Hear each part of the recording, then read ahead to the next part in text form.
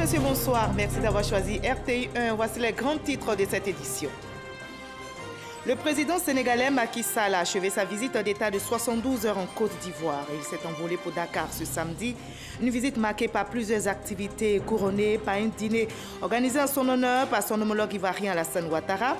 Les deux chefs d'État ont célébré la coopération entre leurs pays. Nous vous proposerons un dossier sur l'amitié ivoiro-sénégalaise. Nous ferons un focus sur la communauté sénégalaise vivant en Côte d'Ivoire, précisément celle résidant à Treichville. Elle y est établie depuis des décennies et est bien intégrée. Mais pourquoi Treichville? Ce lien date de quand? Comment s'organisent les Sénégalais? Réponse dans ce journal. De l'autre côté du globe, à Paris, se tient la 63e réunion du programme de développement des médias de l'UNESCO. Le ministre Sidi Touré y prend part. C'est un forum des Nations Unies qui veille à l'équité, la liberté de presse et l'aide au financement des projets de développement des médias. La Côte d'Ivoire intégrera le Conseil intergouvernemental. Enfin, les bureaux de vote ont fermé en Mauritanie à l'issue de la présidentielle tenue ce samedi. Le dépouillement a commencé. 6 candidats, dont 5 issus de l'opposition, sont en lice pour succéder au président sortant Mohamed Ould Abdelaziz, qui ne peut plus briguer un autre mandat selon la Constitution. Soyez les bienvenus sur RTI 1.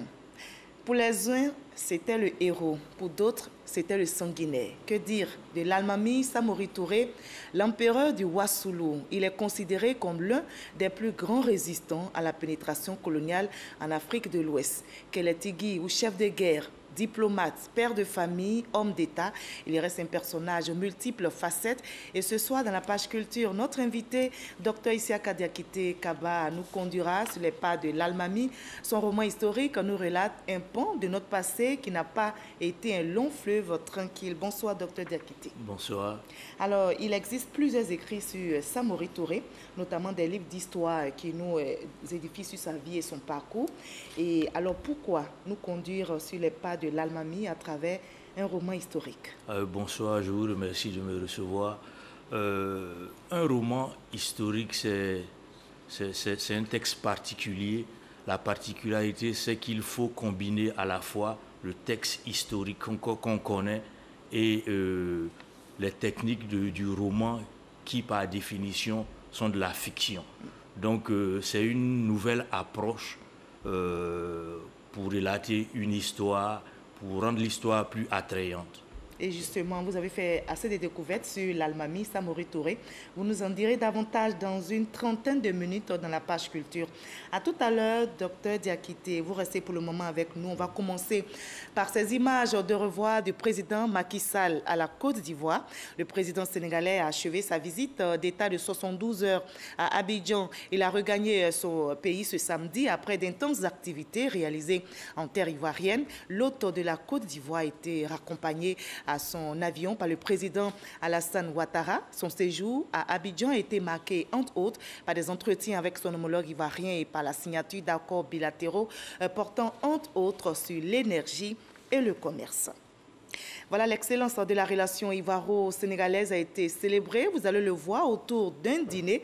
Les présidents Alassane Ouattara et Macky Sall ont réaffirmé leur volonté d'intensifier la coopération entre leurs pays dans les domaines comme le commerce et l'investissement. Mama Traoré, Alexis Ouedraogo. Macky Sall, élevé à la dignité de grand croix par le chef de l'État Alassane Ouattara, son épouse Marième Faye Sall, première dame, faite commandeur de l'Ordre national de la République. Deux distinctions pour traduire l'amitié profonde entre les deux pays.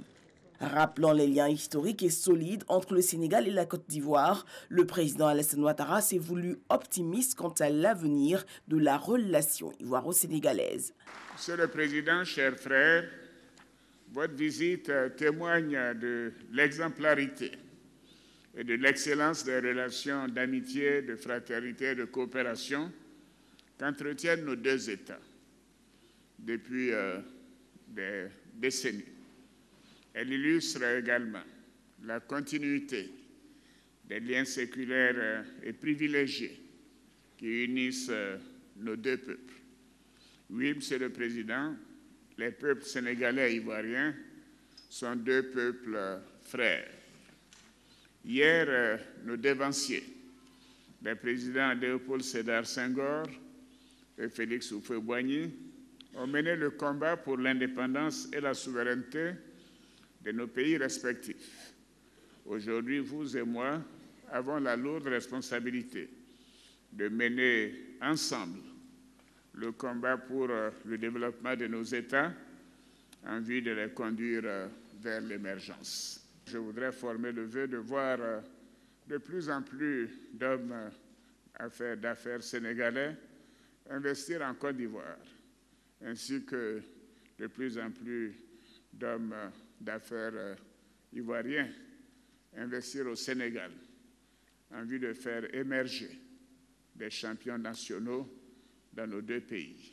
Je suis animé d'une foi inébranlable en l'avenir radieux des relations entre nos deux pays en raison de notre volonté commune de donner le meilleur de nous-mêmes dans le renforcement des relations sénégalo-ivoiriennes. Pour le chef de l'État sénégalais, l'axe Yamoussoukro-Dakar se doit être un modèle d'intégration et de coopération sud-sud réussi. Au plan bilatéral, l'amitié et la coopération sénégalo-ivoirienne restent solides et dynamiques. Selon la formule consacrée, il n'y a aucun nuage entre Dakar et Abidjan. Notre défi majeur est de poursuivre, élargir et intensifier nos échanges en tenant des nécessités et enjeux nouveaux pour conforter nos acquis bâtis sur plusieurs décennies d'efforts constants, de confiance mutuelle, d'estime réciproque et de fraternité humaine. Je souhaite à ce propos que nos gouvernements conviennent d'une date pour la tenue de la 10e session de commission mixte de coopération dont la 9e avait eu lieu à Dakar en mars 2014. Avant de lever un toast en l'honneur de l'amitié ivoiro-sénégalaise, Macky Sall a émis le vœu de voir son homologue ivoirien effectuer une visite d'État au Sénégal dans les mois à venir. La coopération énergétique est aussi envisagée dans cette coopération. Pour joindre l'acte à la parole, le président Macky Sall s'est rendu ce vendredi sur le site de la centrale thermique de la Cyprel, la compagnie ivoirienne de production d'électricité. Le chef de l'État sénégalais est allé s'imprégner du fonctionnement de cette entreprise dotée d'une puissance installée de 556 MW. Mama Traoré nous en dit plus.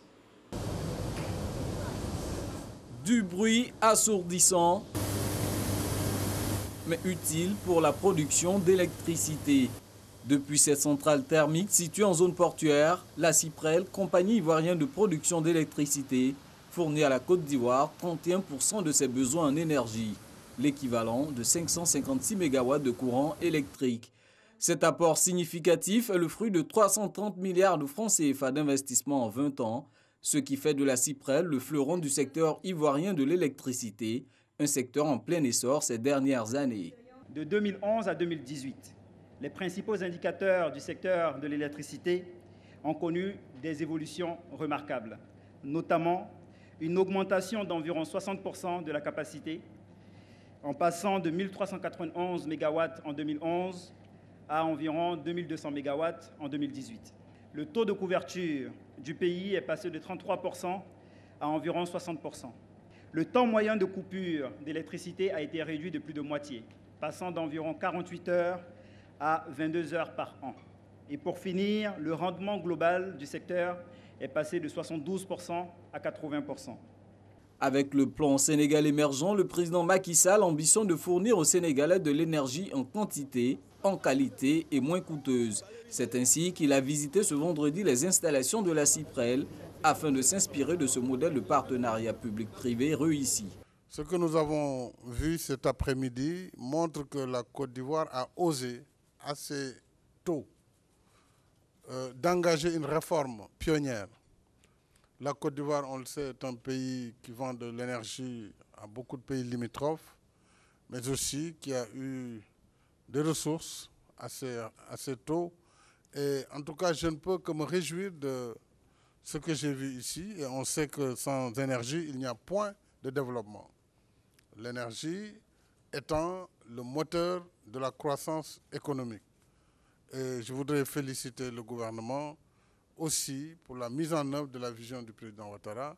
Entre Africains, nous devons pouvoir travailler ensemble dans le cadre du renforcement et de la modernisation de nos systèmes électriques. Dans la perspective de cette coopération sud-sud renforcée, la Côte d'Ivoire et le Sénégal viennent de signer un accord de coopération dans les domaines du pétrole et de l'énergie. Des échanges d'énergie sont également prévus entre les deux pays grâce à la réalisation de lignes de postes de haute tension dans le cadre du plan directeur de la CEDEAO sur la période 2019-2033. La relation ivoiro-sénégalaise se consolide au fil des années. Vous allez le voir dans ce reportage réalisé à Trècheville sur la communauté sénégalaise vivant en Côte d'Ivoire. Cette commune abidjanaise, dit-on, est aux couleurs sénégalaises. Ils y sont établis depuis des décennies et exercent diverses activités. Commerçants, bijoutiers, couturiers, restaurateurs et autres sont bien intégrés. Mais pourquoi le choix de Trècheville? Ce lien date de quand? Comment s'organisent les Sénégalais? Élément de réponse dans ce dossier signé Serge Coléa. Trècheville, la commune cosmopolite située au sud d'Abidjan. La cité Zassa accueille plusieurs communautés de la sous-région ouest africaine. Mais historiquement, Trècheville demeure la cité de prédilection de la communauté sénégalaise.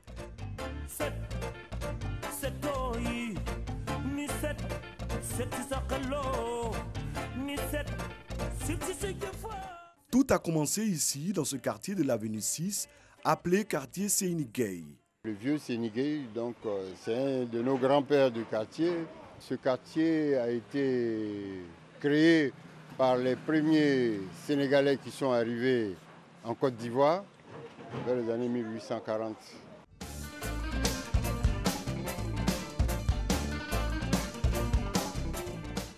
Tous les premiers Sénégalais qui sont arrivés se sont installés ici. Et tous les Sénégalais qui viennent jusqu'à présent continuent à venir s'installer dans le quartier. La mosquée, on dit la mosquée sénégalaise qui se trouve dans ce quartier. Donc ça fait que toute la communauté sénégalaise se retrouve bien dans ce quartier-là.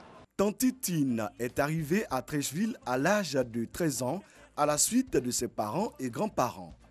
Cela fait 50 ans qu'elle vend des mets sénégalais, notamment le tsepoudjen. Vraiment, ça fait longtemps ici. Depuis le fait douanier, il est là, nous on est là avec le fait douanier. Ça fait longtemps, tous les mon enfants, on est né ici. On a grandi ici. Il va au Sénégal, il vient. Aujourd'hui, sa fille, née en Côte d'Ivoire il y a 27 ans, est en passe de poursuivre l'entreprise familiale après ses études en restauration. J'ai gardé les deux cultures, que ce soit ivoirienne ou sénégalaise, parce que j'ai fait les deux pays et je connais les domaines des deux pays. Non loin du restaurant de Tante Tine, un atelier de cordonnerie. Cet atelier de cordonnerie a vu passer des générations de jeunes Sénégalais, d'habiles artisans qui se sont bâtis une réputation à Trècheville et dans le district d'Abidjan. Le magasin là, presque depuis 50 ans, ça est là, le même magasin où nos papas ont travaillé, nos grands frères ont travaillé aussi. Donc nous aussi, nous sommes là aujourd'hui. Donc ce qui fait qu'il y a la qualité ici. Entre les Sénégalais et Trècheville, c'est une vieille histoire d'amour. Quand je causais avec mon père, lui nous racontait un peu de la Côte d'Ivoire, il parlait d'Avenue 6 à Trècheville. Déjà, ça a commencé à m'intéresser. Même quand l'équipe de Côte d'Ivoire jouait même en Coupe d'Afrique, moi j'ai supporté Côte d'Ivoire déjà. L'ancien président, Houphouët-Boigny, il avait marié une de nos tantes sénégalaises. Donc c'est pour cela que les Sénégalais, ils sont à l'aise ici. Le rêve de venir à Abidjan, précisément à Trècheville, a bercé beaucoup de membres de cette communauté. Modou Gueye, bijoutier au marché de Belleville, en fait partie. La bijouterie, c'est notre domaine. On peut dire que c'est notre héritage. Hein, parce que nos arrière-parents, eux tous faisaient la bijouterie. Bijoutiers, couturiers ou encore restaurateurs, ces Sénégalais ont lié depuis des décennies leur destin à la Côte d'Ivoire. Arrivé en Côte d'Ivoire en 2000, j'ai dormi chez mes frères pendant 6 mois. Après, j'ai gagné ma chambre, une chambre. Après, j'ai quitté une chambre, j'ai gagné un appartement. J'ai allé là-bas et puis ma femme est venue avec les enfants et on est ensemble. Mon projet, je vais installer autre chose au Sénégal là-bas. Parce que si j'ai fini de construire ma maison, je vais rentrer. Kassé est un spécialiste du bazin cousu et brodé.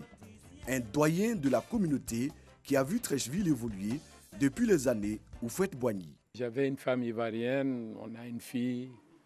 Bon, malheureusement, on n'est plus ensemble. Et aujourd'hui, moi, je suis venu ici, quel âge? Très jeune. Donc, je peux dire que ce que je connais ici, je ne connais pas ça au Sénégal.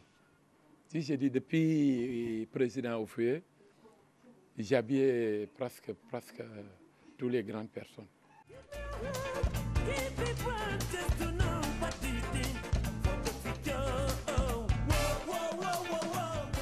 Le pays, comme il y a la famille là-bas, il faut construire aussi pour eux. Mais ici, on vit ici, il faut construire ici aussi. Ici, c'est chez nous.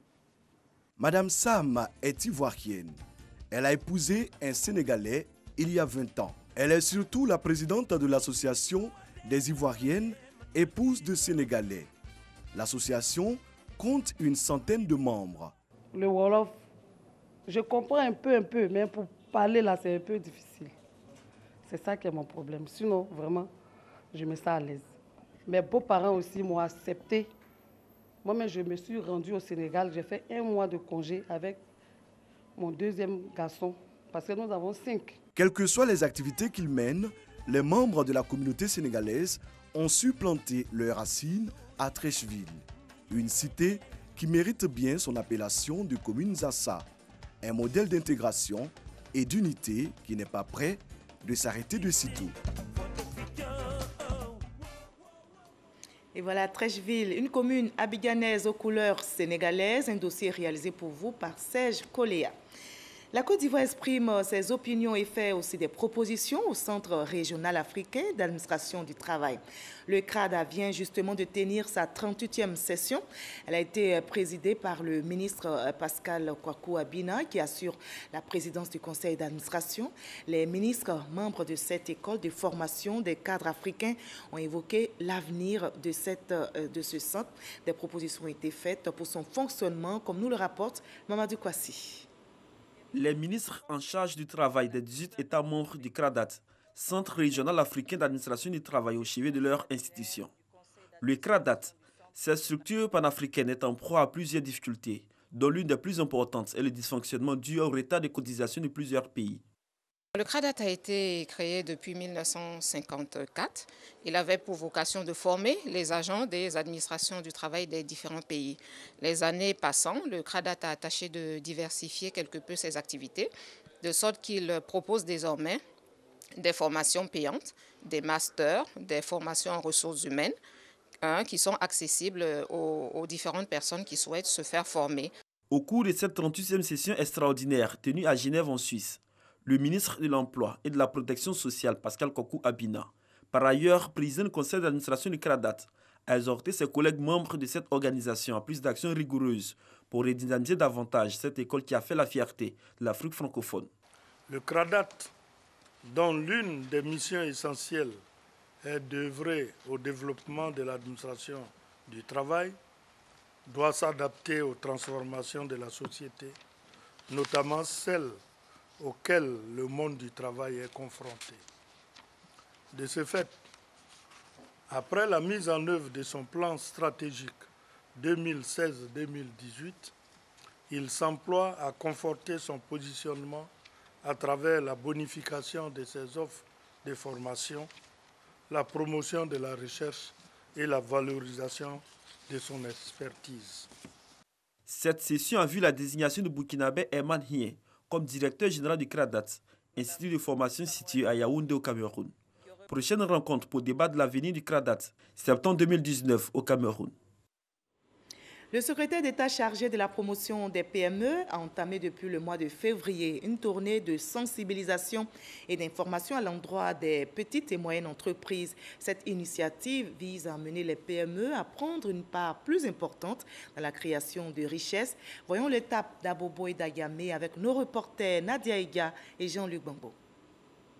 Après plusieurs visites effectuées à l'intérieur du pays et dans les communes de Makori et Yopougon, c'est au tour des communes d'Abobo et d'Adjamé d'accueillir la tournée de sensibilisation du secrétaire d'État en charge des PME. Occasion pour elles d'exposer leurs difficultés.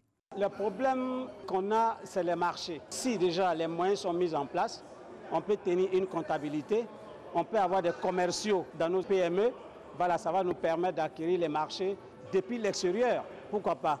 Parce que nous sommes limités seulement qu'à Bobo. Elles ont été par ailleurs invitées à contribuer plus efficacement à l'économie. C'est vous qui allez créer des petites sociétés pour créer de la richesse propre à notre pays. Si vous contribuez à plus de 60-70% au PIB de la Côte d'Ivoire, le Premier ministre Amadougon va plus avoir mal à la tête pour chercher au eurobond parce que notre pays pourra s'assumer. Cette séance d'information a permis d'instruire les PME sur le statut d'entrepreneur. Ce n'est pas encore des PME parce que effectivement ce sont des personnes physiques. Il faut d'abord une personne physique, c'est-à-dire qu'il ne faut pas créer en société. Mais le chiffre d'affaires, c'est que vous êtes à moins de 50 millions. Eux, leur déclaration va se faire simplement devant l'agence Côte d'Ivoire PME, généralement pour 5 ans. Parce que vous vous entraînez pour que désormais vous deveniez des PME. Une notion jusque-là méconnue qui suscite des espoirs. Aujourd'hui, on a un statut, on sait que les gens vont venir vers nous. Nous sommes le plus gros marché de l'Afrique de l'Ouest et donc on doit être connu. L'État même doit pouvoir faire la publicité du marché pour que les gens viennent, pour qu'on ait des partenaires. Au cœur du quotidien des PME, Félix Anoblé a insisté sur une meilleure organisation des acteurs du secteur. Nous avons insisté beaucoup sur la formation des PME, l'encadrement des PME, mais surtout aussi sur l'organisation des fêtières qui doivent permettre aux PME donc de se mettre ensemble pour pouvoir défendre leurs intérêts dans un même but. L'État a pris plusieurs initiatives pour le développement des PME. Il s'agit entre autres de la loi de promotion des PME et de la mise en place de fonds pour financer les PME. De l'autre côté du globe, à Paris, capitale française, se tient la 63e réunion du programme de développement des médias de l'UNESCO. Le ministre de la Communication et des médias, Sidi Touré, y prend part. C'est un forum des Nations Unies qui veille à l'équité, la liberté de presse et l'aide au financement des projets de développement des médias dans le monde. Franck Quadio est notre envoyé spécial en France. Siège de l'UNESCO, Paris. Le ministre de la Communication et des médias, Sidi Touré, à la 63e réunion du Programme international pour le développement de la communication, PIDC, un forum du système des Nations Unies menant la réflexion sur des médias plus justes dans le monde, mais aussi les questions du financement du projet. À la tribune, le ministre Sidi Touré a marqué la volonté du gouvernement ivoirien d'œuvrer à la dynamisation du secteur, mais cela passe par la professionnalisation.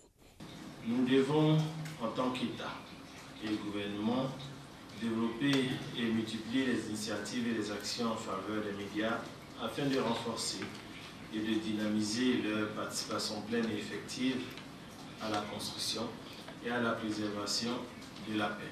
Aujourd'hui en Côte d'Ivoire, grâce aux abonnements de SMS par exemple, aux applications et à la publicité en ligne, des structures telles que notre agence ivoirienne de presse ou la radio-télévision ivoirienne ou encore la Société nouvelle de presse et d'édition arrivent à générer un revenu additionnel via ces nouveaux outils.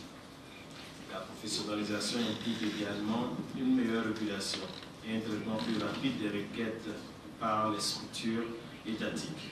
En la matière, la Côte d'Ivoire a déjà engagé des actions.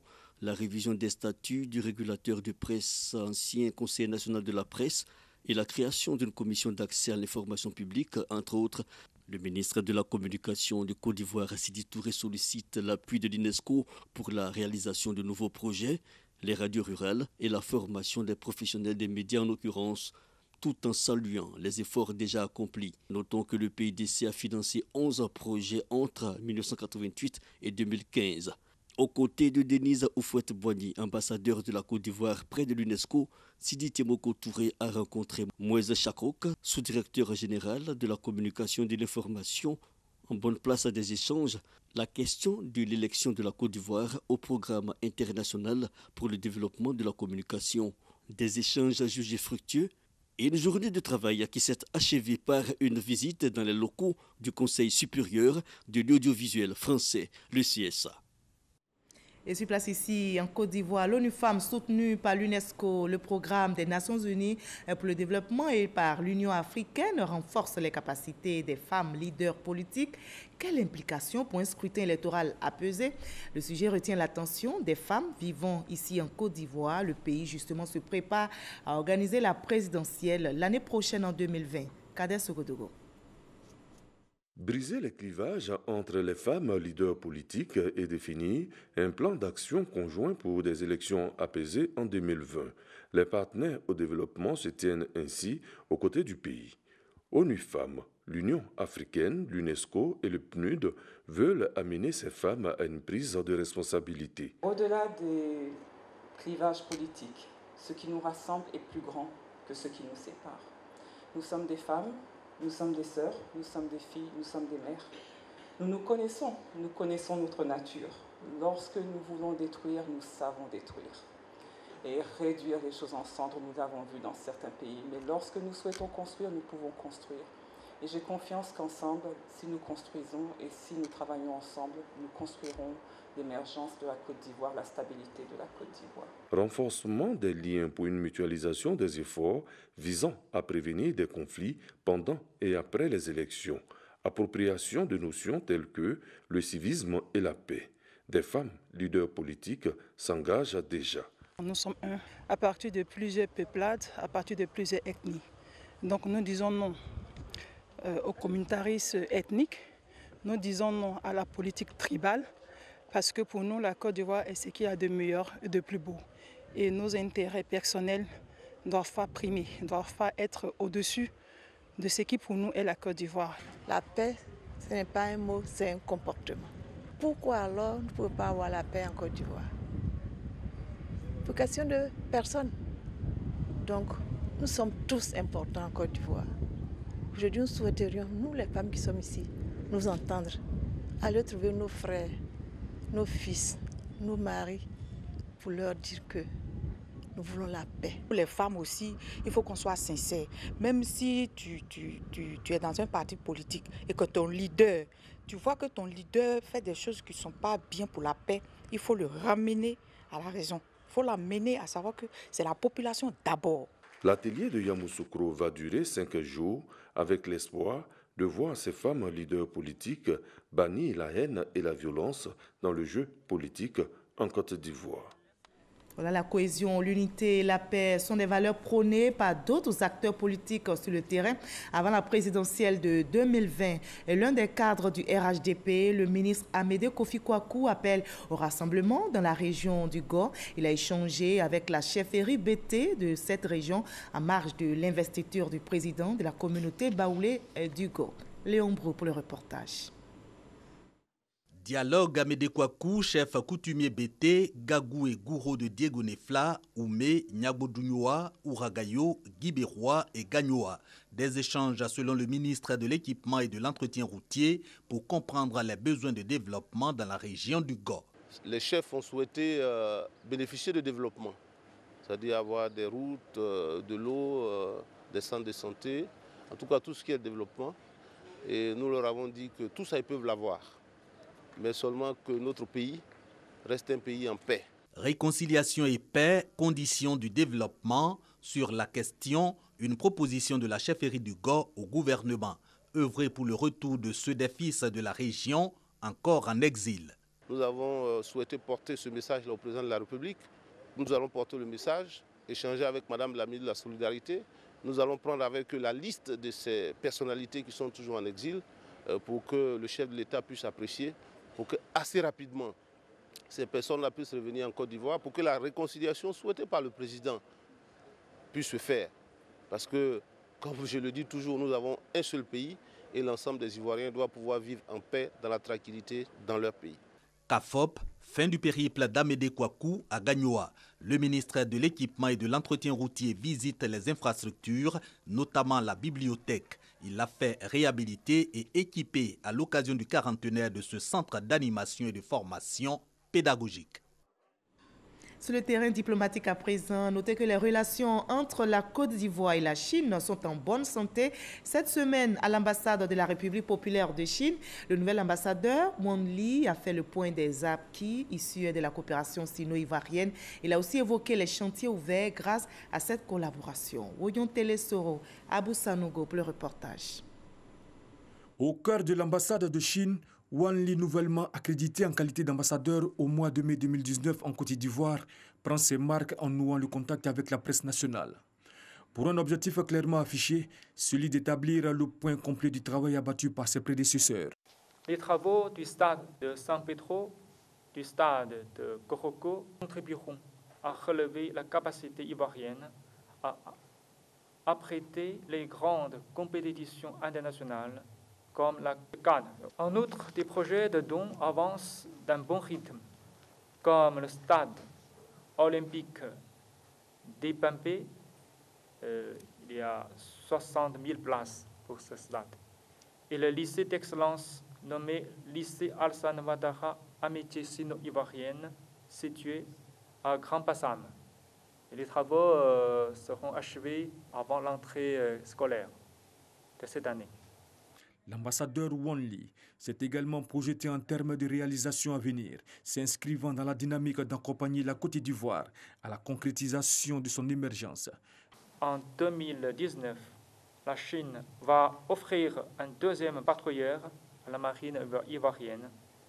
En ce qui concerne les échanges culturels et humains, nous sommes en train de travailler à la mise en place d'un centre culturel chinois à Abidjan. La Chine et les États-Unis sont respectivement la deuxième et la première économie du monde. La position chinoise reste constante et claire. Nous ne voulons pas de guerre commerciale. Dans ce mois de juin rythmé par la CAN masculine de football, la Chine présente 2 rendez-vous. Le premier, du 24 au 25 juin à Beijing, qui débouchera sur une déclaration commune des coordinateurs chargés de la mise en œuvre des décisions arrêtées lors du sommet de Beijing planchant sur la coopération sino-africaine. Pour le domaine de l'exposition, la toute première se verra consacrée à l'économie et au commerce existant entre la Chine et l'Afrique, prévue du 27 au 29 juin à Changsha. La Mauritanie, également lisse pour la CAN 2019, attend de connaître son prochain président. Les bureaux de vote ont fermé à l'issue de la présidentielle tenue ce samedi. Le dépouillement a donc commencé. 6 candidats sont en lice pour succéder au président sortant Mohamed Ould Abdelaziz, qui ne peut plus briguer un autre mandat. Ils étaient près d'1 500 000 électeurs dans les urnes pour départager les 6 candidats, dont 5 sont issus de l'opposition. Voilà, vous suivez RTI 1. Merci. Vous savez, nous sommes samedi, c'est l'heure de parler culture à présent.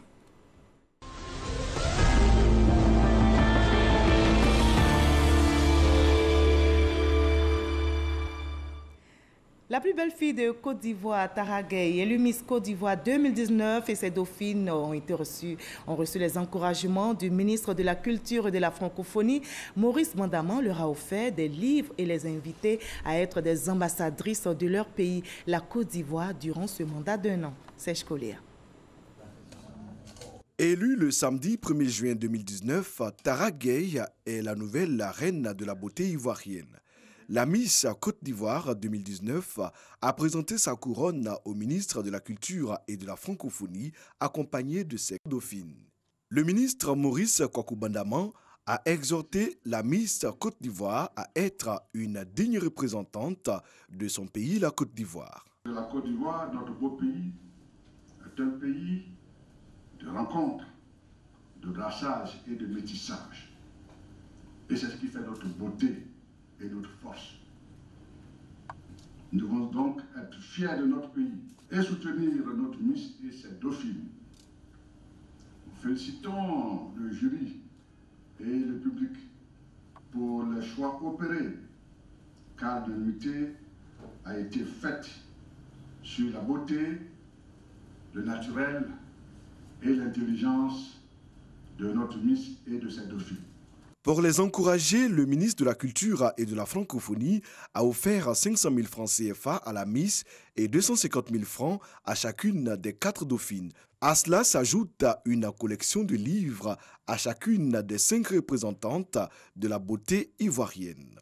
Objectif, renforcer le goût de la lecture des Miss. Un geste apprécié par le président du comité Miss Côte d'Ivoire, Victoria Pobi, et son équipe. Ouassolo sur les pas de l'Almami Samori Touré, c'est le titre de l'ouvrage que vient de publier l'auteur ivoirien Issaka Diakité Kaba. Il est notre invité de la page culture de ce samedi. On vous retrouve, docteur Diakité. Et d'après les livres d'histoire, Samori Touré est né en 1830 à Maniabaladougou, dans l'actuelle Guinée. Il fut le fondateur de l'Empire Wassoulou, l'empire à cheval entre le Mali, vous allez le confirmer, entre le Mali, la Guinée et la Côte d'Ivoire. Bien sûr. Alors, quelle est la nationalité de l'Almami? Oh, bon, c'est difficile à dire. De nos jours, les Guinéens disent que c'est un Guinéen, peut-être les Maliens disent que c'est un Malien. Je pense que les Ivoiriens aussi peuvent dire que c'est un Ivoirien parce que l'Empire du Wassoulou a occupé un grand espace en Côte d'Ivoire, jusqu'au centre de la Côte d'Ivoire. Mais je pense que ce qui est important, c'est que c'était un leader remarquable. C'est ce qui m'a intéressé dans mes recherches. Et puis, au-delà de la nationalité, c'est un Africain. C'est un Africain, tout court. Alors, vous décrivez l'Almami Samori Touré comme un personnage historique aux multiples facettes dans votre roman historique, bien sûr. Vous venez d'ailleurs de faire la dédicace de cette œuvre qui a été lue et bien résumée par notre reporter Serge Kolia. On va suivre et en reparler par la suite. Wassoulou, sur les pas de l'Almami Samori Touré, livre 1, est le premier d'une trilogie sur le parcours d'un grand résistant africain. L'auteur Isiaka Diakité Kaba s'appuie sur des données historiques pour romancer les aventures de Samori à travers toute l'Afrique. Par l'intermédiaire de Kemen Bréman et Morifian Diabaté, deux fidèles compagnons de l'Almami, l'ouvrage raconte les conquêtes, les combats menés contre le colonisateur. Le mythe, l'épique et la légende sont utilisés avec pour objectif de découvrir le parcours de ce combattant qui a dominé l'Afrique de l'Ouest. Nous apprenons précisément que la question du Wassoulou n'est pas une question spécifique à un État comme le Mali, à un État comme la Guinée, mais bien plus à la Côte d'Ivoire, d'autant plus que Samori a fait le nord-ouest, le centre de la Côte d'Ivoire, en passant par les villes d'Abakala, de Touba et surtout de Marabadiassa. Marabadiassa qui est en plein centre de la Côte d'Ivoire. Les deux autres romans de cette trilogie viendront bientôt compléter ce travail de recherche mené depuis 2015. L'écrivain totalise 9 œuvres. Isiaka Diakité est enseignant-chercheur à l'université Félix Houphouët-Boigny et dans des universités aux États-Unis. Voilà, dites-nous, docteur Diakité, qui est Samori au juste? Un résistant ou un conquérant, puisqu'il n'a pas que combattu les Occidentaux? Qu'avez-vous découvert pendant vos recherches? La réponse est difficile à trouver après 3 romans historiques. Je me pose toujours des questions. Je pense que c'est les 3 à la fois. C'est un conquérant qui voulait délimiter un territoire, favoriser le commerce et dominer son environnement. Mais il se trouve que quand les Français venant du Soudan, du Nord, ont essayé de menacer son territoire, il a fallu qu'il se défende. Donc à ce niveau-là, il devient un résistant. Oui. Un farouche résistant. Un farouche résistant, parce que les chroniques coloniales et les Français même qui l'ont combattu ne manquent pas d'éloges à son égard en ce qui concerne sa capacité d'adaptation et sa capacité de résister à leurs agressions. Donc c'est difficile de... Pour moi, c'est un personnage complexe qui revêt tous ses caractères à la fois. Et qui vous a aussi fasciné, vous allez nous dire dans quelques instants pourquoi. Oui. Alors, était-il selon vous prédestiné à devenir le Kélétigui, qui signifie chef de guerre en malinké? Oui. Oh, bon, d'après l'histoire qu'on connaît, sa mère avait été capturée par un clan Cissé et il fallait qu'il essaie de la libérer. Il va passer 7 ans d'esclavage pour pouvoir libérer sa mère et à partir de là... 17 ans, 7 mois, 7 jours. Oui, on aime beaucoup ce genre de chiffres symboliques dans l'espace mandingue. Tout souvent, c'est 3 ans, 3 mois, ainsi de suite. Donc je pense que c'est un chiffre symbolique. Et quand il a réussi à libérer sa mère, il va se transformer petit à petit en guerrier. Parce qu'il était d'abord commerçant, djoula. Et après l'expérience de la captivité de sa mère, il apprend le métier de la guerre et il se transforme petit à petit lui-même en guerrier. d'après moi, selon ce que j'ai... Selon vos recherches? Oui, selon ce que j'ai conclu, c'est qu'il ne voulait plus être soumis. Donc, en ces temps-là, pour ne pas être soumis, il fallait maîtriser le métier des armes. Donc, il passe du commerçant de Dioula à celui qui maîtrise les armes. Oui. D'accord. Alors, Samori Touré fut sans doute l'adversaire le plus redoutable, comme vous le dites, que les colons eurent à affronter en Afrique de l'Ouest. Dites-nous, d'où tirait-il au juste sa force? Bon, d'abord, pour écrire ce roman historique, il a fallu que je combine l'histoire réelle qu'on a sur Samori et les histoires, les légendes, les épopées qu'on raconte un peu partout sur Samori dans toute l'Afrique de l'Ouest. Chacun a un peu un pan d'histoire de l'Almami. Et donc, je pense que sa capacité... Donc vous avez combiné oralité, vous avez combiné écrit. Texte écrit, c'est ce qui fait la particularité d'un roman historique. Je suis prof de littérature et de lettres, donc je n'ai pas la contrainte des historiens qui sont tenus à vérifier certaines choses. Par exemple, les historiens doivent aller, il y a les sources primaires, les sources secondaires, et personne n'ira, à moins d'être un chercheur comme moi, aller acheter un livre d'histoire et s'asseoir le week-end le lire. Alors qu'un roman historique, c'est différent. Il faut que je crée, à partir des données historiques, un espace, des dialogues. J'essaie de créer des sentiments. Mais c'est l'histoire, la substance est réelle? Oui, la substance en filigrane, la substance est réelle. D'accord. Mais il faut que je crée des dialogues autour. En fait, des histoires qui vont captiver. Qui vont captiver. Il faut qu'il y ait une histoire, une aventure que quelqu'un découvre en suivant le personnage. D'accord. Alors, Samori Touré a joué un rôle fondamental dans la généralisation de la traite intérieure. Des historiens même, il y a des historiens qui le qualifient d'esclavagiste. Il n'est donc pas un héros pour certains peuples. C'est en cela le personnage est un peu controversé. En Guinée, il peut être considéré comme un personnage historique très important. Un héros. Un héros. Au Mali, différent. En Côte d'Ivoire, un peu différent. Souvent des régions, l'une à côté de l'autre, considèrent le personnage tantôt un héros, tantôt un sanguinaire. D'accord. Donc, qu'est-ce qui vous a fasciné chez lui? Allez-y. Ce qui m'a fasciné, il a pu organiser son espace. Sur le plan de l'éducation, il a vulgarisé l'enseignement islamique. Il a envoyé des imams, des érudits pour encadrer les jeunes. Son nom, l'Almami? Oui, son nom, l'Almami, est un peu controversé aussi parce qu'il y a les grands centres islamiques comme Kankan, comme Kong, ne le considérait pas comme un vrai Almami.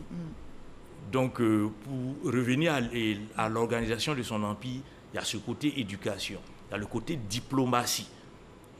Il réussissait toujours, avant d'attaquer une ville, de créer ce lien diplomatique. Mais en dessous de ce lien diplomatique, il essayait de corrompre l'intérieur de l'espace. Voilà. Alors, docteur Diakité, malheureusement, le temps nous persécute. Oui. Cette dernière question, que retenir? Alors, l'Almami Samori Touré, le héros, le sanguinaire, que retenir? Quelles leçons tirer de sa vie, comme vous le dites, pour penser aujourd'hui, penser P-A-N-S-E-R, oui. Guéri donc, et penser demain? Bon, réfléchir demain. Oui, penser demain, réfléchir demain. Je pense par exemple à sa capacité de s'adapter à l'agression française. Samori va réussir à chercher à reproduire les fusils que les Français avaient, parce qu'ils n'avaient plus accès aux armements du côté de Sierra Leone. Donc il va rassembler les forgerons près d'une montagne aurifère et essayer de fabriquer lui-même des armes. Et pour moi, ça c'est extraordinaire. Il y a 100 ans, il le faisait. De nos jours, on peut essayer de le faire, reproduire de nouvelles technologies. Et il y a des chercheurs qui existent. Merci beaucoup, Dr Diakité. Merci d'avoir été notre invité de la page culture de ce samedi. Vous l'avez compris, ce journal est terminé. Merci de nous avoir suivis. Demain, 13h, retrouvez Hamza Diaby. Passez une très très belle soirée sur RTI 1. La CAN se poursuit. N'oubliez pas sur RTI 1.